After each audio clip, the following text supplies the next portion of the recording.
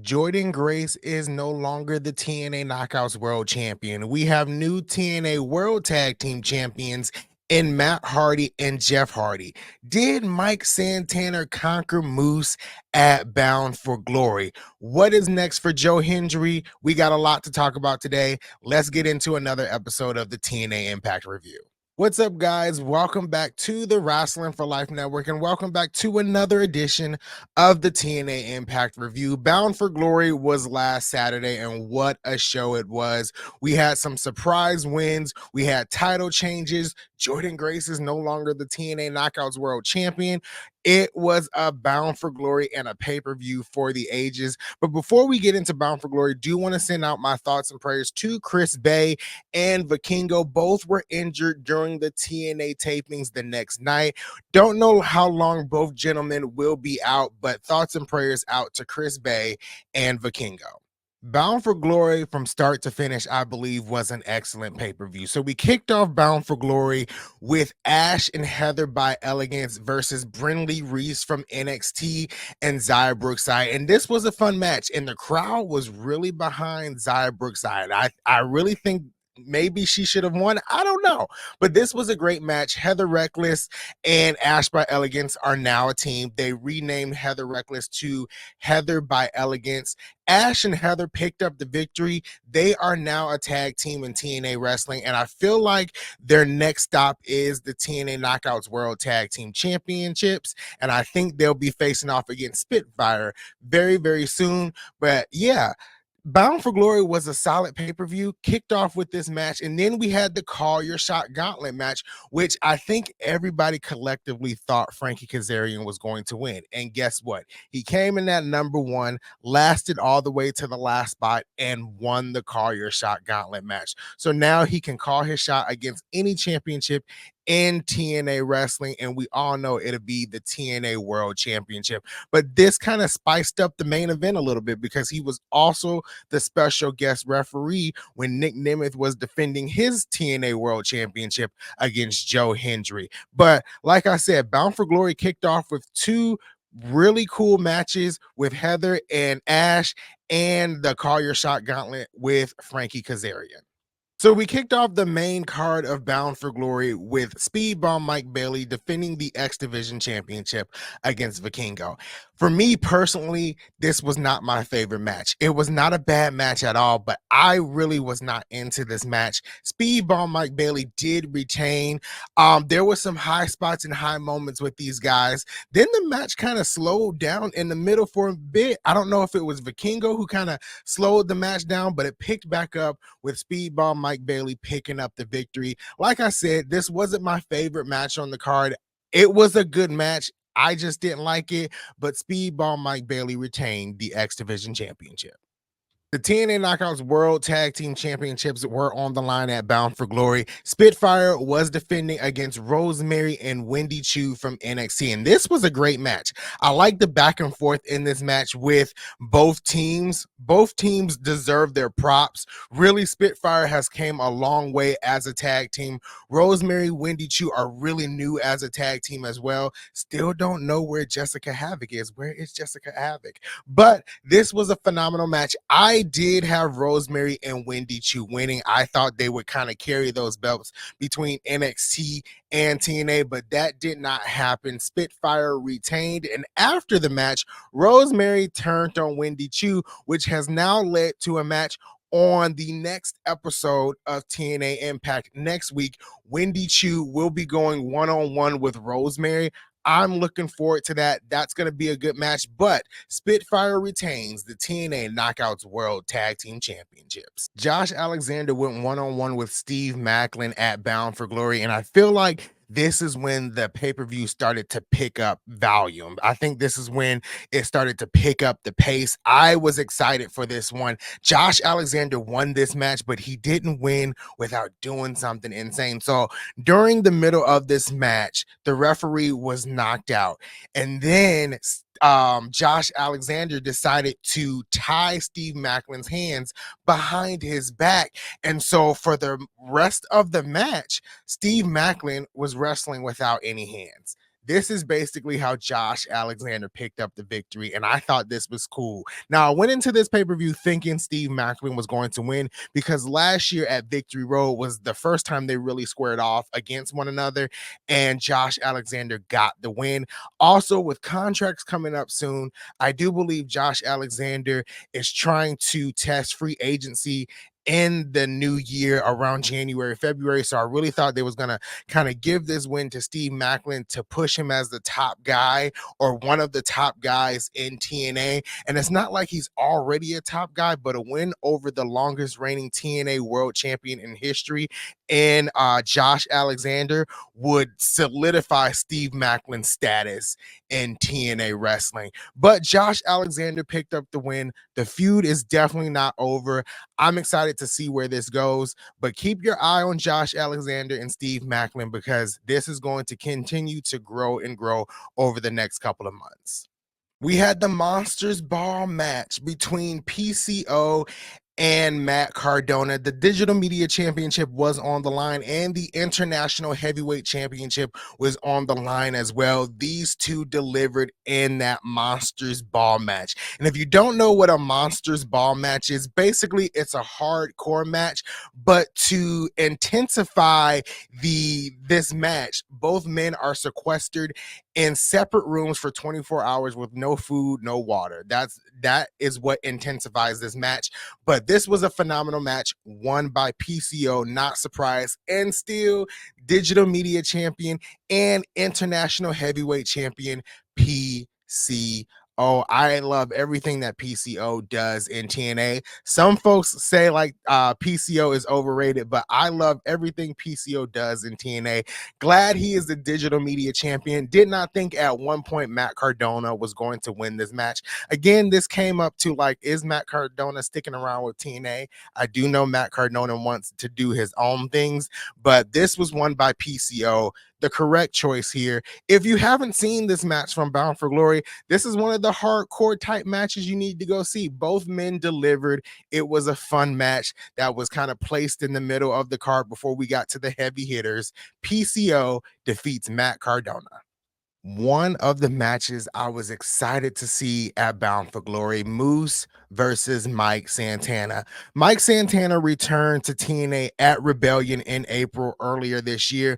Moose has been with the system since January at Hard to Kill. Both of these guys have collided at some point, whether it be not in a match, but in a promo, whether it be in just a backstage segment. These guys have collided before, and it all led to this match at Bound for Glory. I am a huge fan this year, have become a huge fan of Mike Santana. Everything that he has done in TNA so far has been insane. I am so glad he decided to return to TNA wrestling. And Moose, the system, TNA world champion, really like 7 to 8 months on top of the TNA empire, whatever you want to call it. Moose was it. He's the franchise. He's the face of the franchise. This was Moose for about 8 to 9 months in TNA. Now Moose is at Bound for Glory, and he is facing Mike Santana in a phenomenal match. This was great from start to finish. Like I said, Moose is a great wrestler. Mike Santana doing great things since he returned to TNA wrestling. I'm champion Mike Santana. I am champion Mike Santana because next year 2025, 2026 could be the years of Mike Santana. Give him a feud with Joe Hendry. I think he could cook. I'm just saying, but this match was won by Mike Santana. No surprise at all because Mike Santana deserved that victory. Like I said, phenomenal match. If this is a match you haven't seen from Bound for Glory, log into the TNA Plus app, log in to Triller, go check this match out. Moose delivered, Mike Santana delivered. Both of these guys always deliver every time in that ring, and I expected this match to deliver as well, and it did not disappoint and exceeded my expectations. Kudos to Moose. Kudos to Mike Santana. The winner of this match is Mike Santana. And what is next for Mike Santana as he transitions away from defeating every member of the system? He said on Thursday's Impact that he wants the TNA World Championship. So as we approach 2025, I think we can see Mike Santana in that TNA World Championship picture. We are down to the triple main event at Bound for Glory. The first of three main events was Jordynne Grace defending the TNA Knockouts World Championship against Masha Slamovich in a Bound for Glory rematch. These two squared off at Bound for Glory 2022 in what was considered one of the best knockout matches in TNA history. Did they top that one from Bound for Glory 2022? I believe they did. These two women tore the house down, blew the roof off the place. They killed in this match. And we got a new TNA Knockouts World Champion. Jordynne Grace has been defending that championship all around the world since she won it against Trinity at Hard to Kill this year. She has faced the likes of Giselle Shaw, Tasha Steeles, just to name a few, Miya Yamashita. I mean, she has been defending that title every chance she has gotten. She's defended that title against NXT stars. She's defended that title on NXT. All around the world, Jordynne Grace has proven that the Knockouts division is here and here to stay. So was it time for Jordynne Grace to lose that title?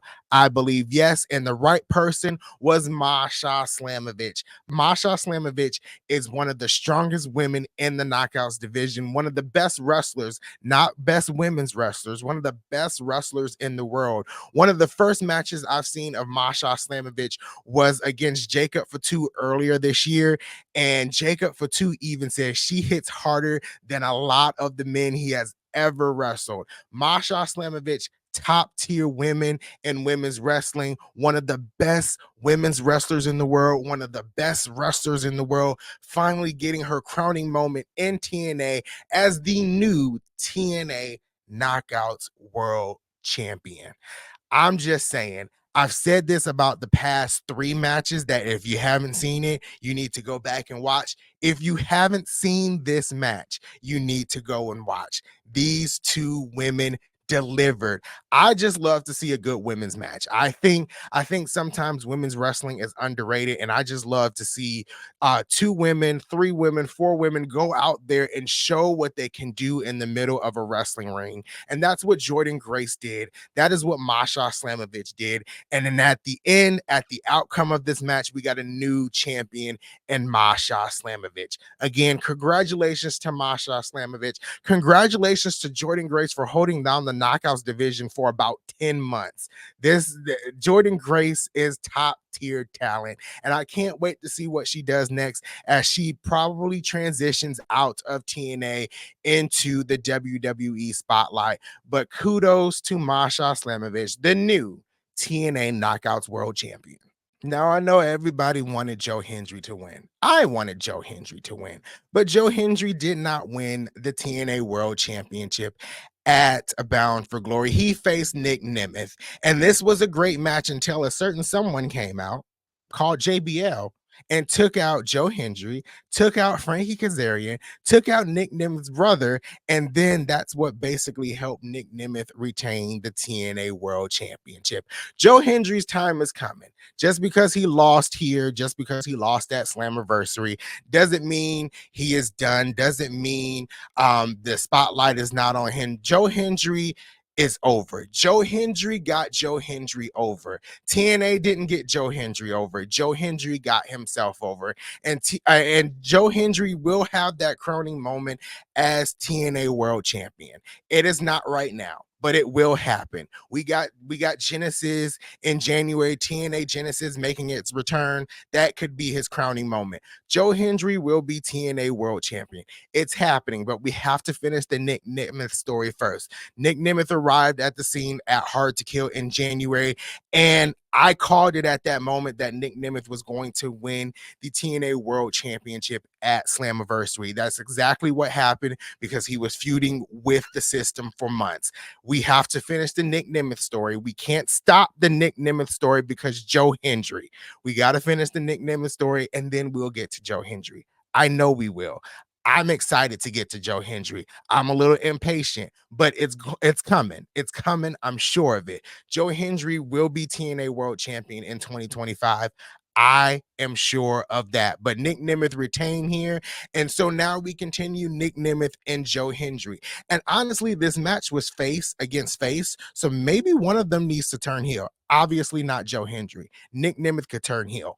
But this is going to happen. We're going to get Nick Nemeth again. I'm sure we're going to get Joe Hendry again in the same ring in a TNA World Championship match. But we got to keep our eyes on Frankie Kazarian, who has that call your shot win where he can call his shot anytime he wants. But Nick Nemeth did retain the TNA World Championship at Bound for Glory and a phenomenal match. I thought that match was fantastic. Congratulations to Nick Nemeth. We are at the final match in the triple main event. It was Full Metal Mayhem reimagined. It was the system defending the TNA Tag Team Championships against ABC and the Hardys. And when I say this match was reimagined, the ring was painted in Jeff and Matt Hardy gear. Everything was geared around Jeff and Matt Hardy, which made it make sense for them to win this match. But this was great.